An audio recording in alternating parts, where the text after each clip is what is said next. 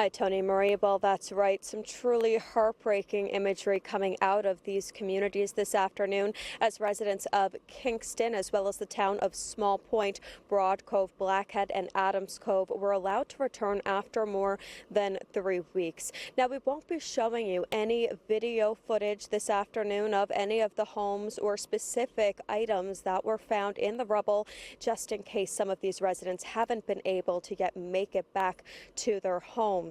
Now, non-residents are being asked to stay out of these affected communities, and officials say that it's essential to give everyone privacy as to give them necessary time and space to return to their property safely.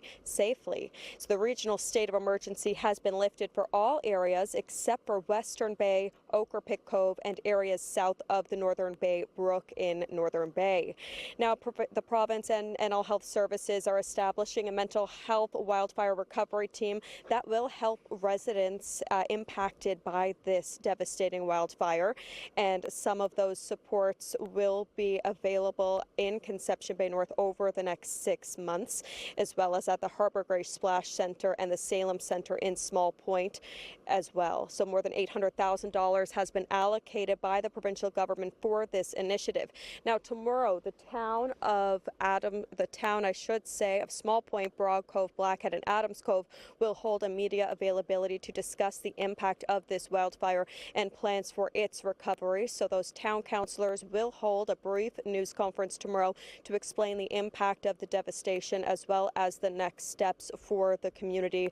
And that availability will also be included with a guided tour of the community to allow media to then gather video and photos, as well as to show historic buildings and neighborhoods in locations where the blaze certainly challenged firefighters.